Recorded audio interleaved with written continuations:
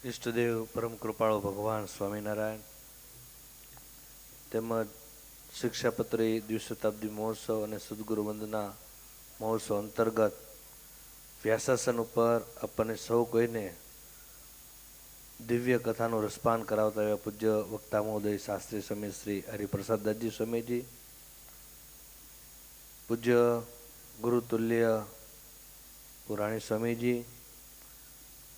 તેમજ હાલતી ચાલતી પાઠશાળા કહેવાય એવા પૂજ્ય સદગુરુવર્ય શ્રી જ્ઞાનપ્રકાશદાસજી સ્વામીજી ગાંધીનગર, તેમજ સુંદર મજાની વ્યાખ્યાનમાળાના અંતર્ગત આપણને સૌ કોઈને શિક્ષાપત્રીનું મહત્વ સમજાવ્યું એવા પૂજ્ય રામ સ્વામીજી, પૂજ્ય શ્રીરંગ સ્વામી, પૂજ્ય વાસુદેવ સ્વામી, અહીંયા ઘણા બધા વંદનીય પૂજ્ય બ્રહ્મનિષ્ઠ પૂજ્ય સંતો સહિત આ પાઠનું વાંચન કરતા તમામ વંદનીય સંતો, કથાના મુખ્ય યજમાન તેમજ નાની મોટી સેવા કરનારા તમામ યશસ્વી યજમાનશ્રીઓ, શ્રીજી મહારાજના તમામ લાડીલા ભક્તો તેમજ અહીંયા ઉપસ્થિત બાળકોને ખૂબ ભાવથી જય સ્વામિનારાયણ. અત્યારે શિક્ષાપત્રી દ્વિશતાબ્દી મહોત્સવ સ્વામિનારાયણ સંપ્રદાય ઉજવી રહ્યું છે, ત્યારે સમગ્ર પૃથ્વીના પેટાળ ઉપર સ્વામિનારાયણ ભગવાને કીધું કે મારી વાણી એ મારું સ્વરૂપ છે, એ મારું સ્વરૂપ એમનું જો પ્રથમ મંદિર કોઈ હોય તો આ શિક્ષાપત્રી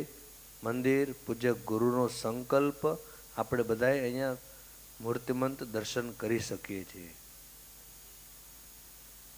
આ શિક્ષાપત્રી સ્વામિનારાયણ ભગવાને અદ્ભુત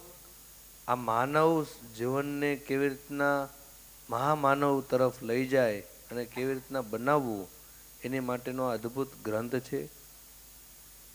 આ શિક્ષાપત્રી માત્ર સ્વામિનારાયણ સંપ્રદાય નહીં, સમગ્ર જીવ પ્રાણી માત્રને આ ઉપદેશ આપનારી એક 212 શ્લોકની દરેકને પળે પળે જીવન જીવવાની કળા શીખવનારી શિક્ષાપત્રી છે. આજે અહીંયાથી આ મહોત્સવના માધ્યમથી હજારો લોકો લાઈવ કથાના માધ્યમથી આ મહોત્સવ નિહાળી રહ્યા છે અને અહીંયા સુંદર મજાના ગુરુકુલના માધ્યમથી પૂજ્ય સદગુરુના સંકલ્પથી આ મહોત્સવની અંદર બાળકોને એક શિક્ષાના હેતુથી પ્રોત્સાહિત કરવામાં આવી રહ્યા છે. આ બાળકોના જીવનની અંદર એક એક શિક્ષાપત્રી પણ સાથે આપવામાં આવે તો એમના જીવનમાં એ આ શિક્ષાપત્રીનું અભ્યાસ કરશે, વાંચન કરશે તો એનું જીવન સુગમ ને સરળ બનશે અને રાષ્ટ્રને તેમજ સુભદ્ર સારો સમાજ નિર્માણ થાય એવું કાર્ય આ બાળકોના માધ્યમથી થશે. ત્યારે ભગવાનના ચરણોમાં પ્રાર્થના કરીએ